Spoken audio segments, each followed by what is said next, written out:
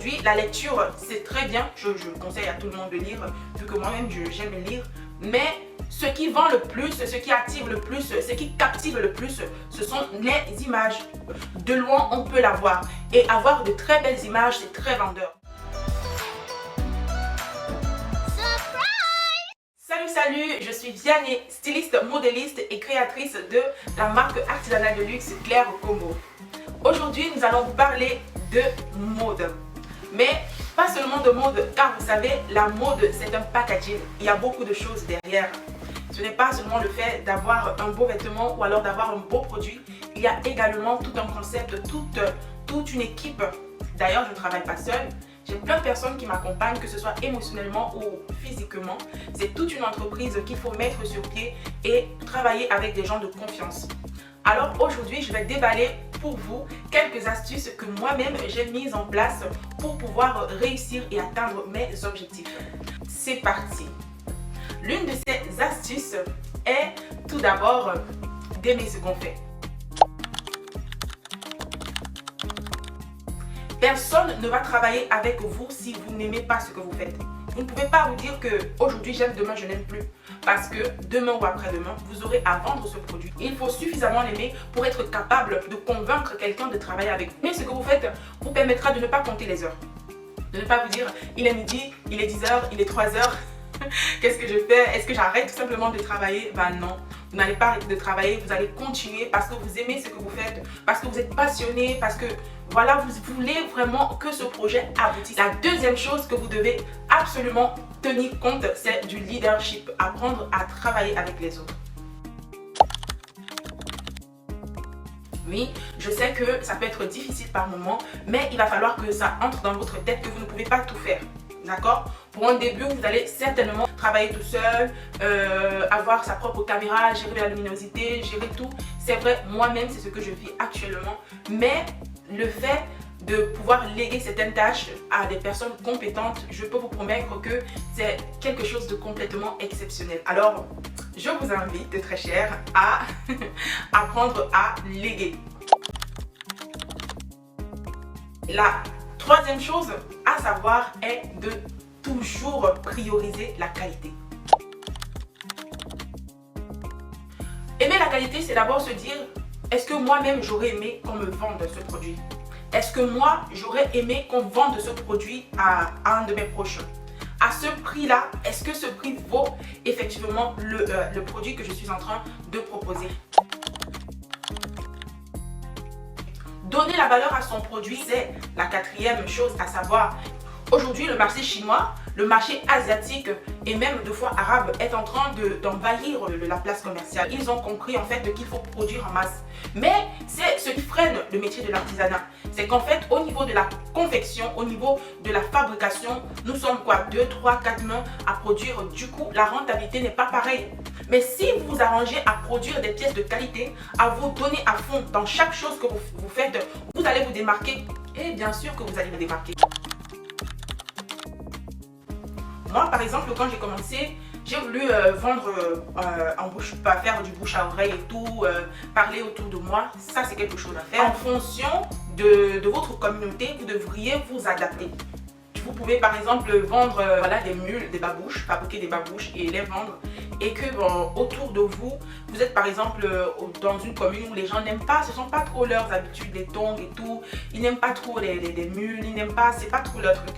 Alors vous devez chercher en fait à apporter de l'intérêt à votre produit au point où votre communauté sera séduite, aura envie d'acheter parce que vous aurez répondu à un problème de cette communauté. Ainsi, votre projet ou alors votre produit gagnera de la valeur et vous aurez de la clientèle. La chose qu'il faut savoir ensuite est que vous devez automatiquement vendre votre produit. Et comment allez-vous le vendre?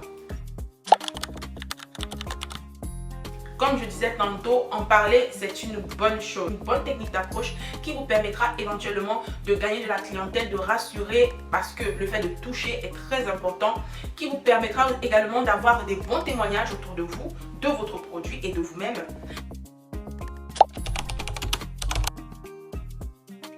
Moi, je me suis rendu compte en fait que la meilleure manière de vendre son produit, c'est de vendre où ceux qui vendent de mieux et ceux qui vendent de bien vendent.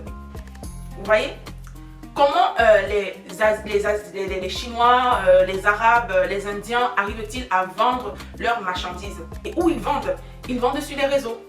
Ils ont une plateforme, ils ont des plateformes. La majeure partie d'entre nous, parce que moi évidemment, nous faisons nos achats en ligne. Très souvent, ils arrivent de bonne qualité, deux fois pas. Mais ce qui est sûr, le commerce en ligne est en train de prendre une émergence, une évolution galopante.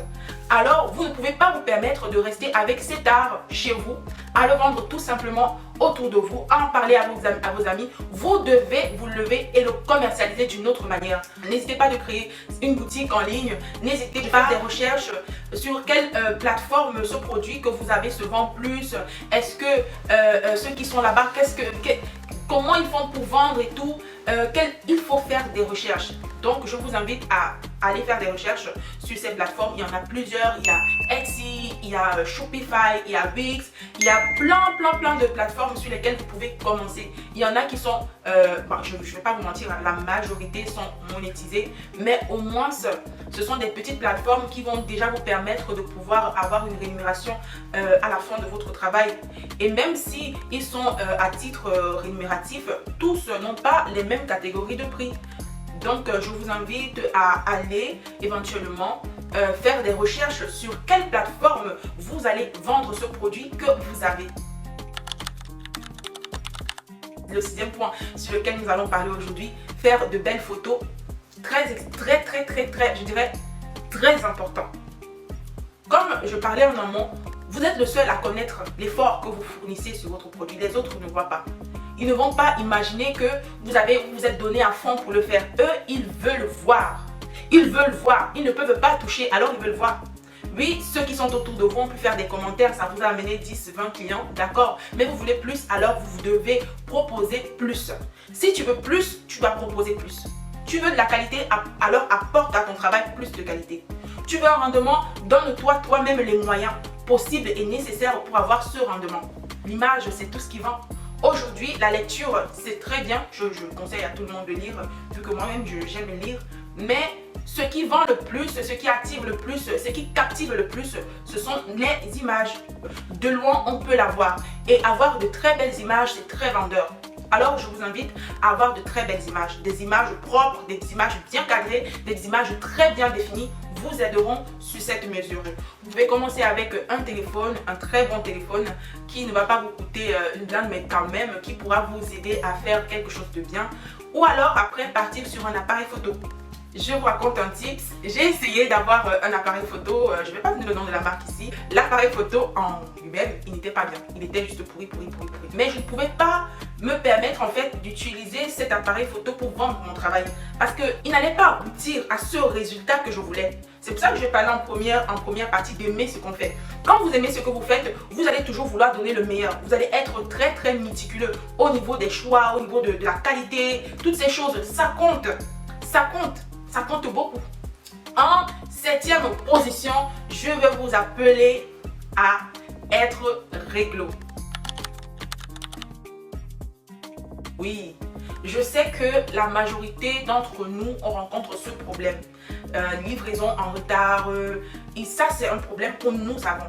Et je n'excuse pas cette habitude ou cette attitude car d'autres le font avec mauvaise foi. Mais très souvent, il nous arrive d'avoir ce problème de livraison en retard tout simplement parce que nous travaillons seuls. L'artisanat et l'industrie, c'est deux choses différentes. Le travailler, produire de manière industrielle, c'est avoir des machines, c'est avoir plus de 150 000 personnes qui vous produisent un travail de qualité en un rien de temps. Mais travailler tout seul, c'est faire attention à tout seul. Donc, ça demande beaucoup de temps, beaucoup d'énergie, beaucoup de patience et nous connaissons les aléas de métier. Il peut avoir la santé, il peut avoir le climat, il peut avoir la machine même qui s'est endommagée. En industrie, si une machine s'adapte, se gâte, on prend l'autre. Mais le fait de travailler seul, le fait qu'une machine se soit gâtée, mon ami, tu sais, tu dois payer une nouvelle. Alors, je sais très bien l'énergie qu'il y a à l'intérieur parce que moi-même, je vis ça. Donc, je ne peux pas dire le contraire. Mais ce que je vais vous dire ici, c'est vous appeler à être réglo, à dire la vérité. C'est-à-dire, quand vous savez que vous avez rencontré un certain nombre de problèmes lors de la fabrication et que vous ne pourrez pas livrer à temps, appelez. Appeler, c'est toujours mieux. Appeler rassure le client. N'oubliez pas que nous sommes en train, le sujet ici, c'est comment faire en fait pour faire grandir sa marque. On ne peut pas faire grandir sa marque avec une dizaine de clients insatisfaits. Un exemple tout court. Quand vous partez sur Amazon ou alors sur tous ces sites que vous connaissez très bien, où vous achetez vos produits, qu'est-ce qui vous intéresse? Qu'est-ce qui vous pousse à acheter? Vous me direz, le produit il est beau, le produit il est joli, c'est ce que je partais chercher. Non, non, non, ce n'est pas ce qui vous pousse à acheter, ce n'est pas ce qui vous convainc. Ce qui vous convainc, ce sont les messages en bas. Et oui, sur Amazon, quand j'achète un produit sur Amazon, moi en particulier, quand je pars là-bas, ce sont les messages que je vois en bas qui me poussent à vraiment acheter le produit. Le nombre d'étoiles, c'est le nombre de messages bons. Si vous avez une étoile, ça veut dire que, en gros, le message, il était tout simplement pourri. Donc, avoir des clients satisfaits peut être et est un plus pour vous. C'est un plus en fait pour garantir cette rentabilité, pour garantir cette vente et pour garantir des clients satisfaits. Donc, oui, je vous invite à respecter vos délais de livraison. Je vous invite à prévenir en cas de retard. Vous pourriez également faire des cadeaux. C'est un petit tip que j'ai appris chez Temu. Chez Temu, par exemple, quand par exemple, tu as 5 jours de retard sur ta livraison, Temu te donne 5 €. Pourquoi ne pas partir sur ce genre d'astuce en fait pour pouvoir rendre ce client satisfait et avoir cette étoile de plus que vous désirez sur votre plateforme? Car n'oubliez pas, aujourd'hui, le commerce en ligne est ce qui se fait de plus en plus. Voilà. Donc, c'est un peu ça. Si vous voulez faire connaître votre produit à l'international, si vous voulez le vendre sans retenue, je vous invite à ouvrir une boutique en ligne et à suivre à la lettre ce que je viens de vous dire actuellement. Donc, la 8e chose, je crois, nous sommes au numéro 8, que nous allons apprendre. Moi-même, j'essaie au maximum d'appliquer. Je pense que ça serait peut-être le sujet de ma prochaine vidéo, c'est la patience. La patience dans le travail, la patience dans ce que vous faites. Chaque pays compte un nombre indénombrable de stylistes. Et c'est un métier qui attire de plus en plus actuellement de monde. Alors imaginez-vous la quantité de créativité, d'innovation et de connaissances que plusieurs peuvent avoir. Donc, vous n'êtes pas le seul. Mais il y a une chose que je sais, c'est que quand vous aimez ce que vous faites et que vous le faites avec passion, même si nous sommes des milliards et des millions et qu'il y en aura toujours d'ailleurs, vous aurez toujours votre place. Soyez tout simplement patient. Moi, je patiente. Je sais qu'un jour, ma marque sera connue à l'échelle, à titre de sa valeur. Et pour ça, je me donne les moyens qu'il faut et je sais que mon Dieu fera le reste. C'est le temps. Donc, soyons patients, persévérons, donnons-nous les moyens qu'il faut et je sais qu'on va y arriver. C'est le mot de fin de cette vidéo.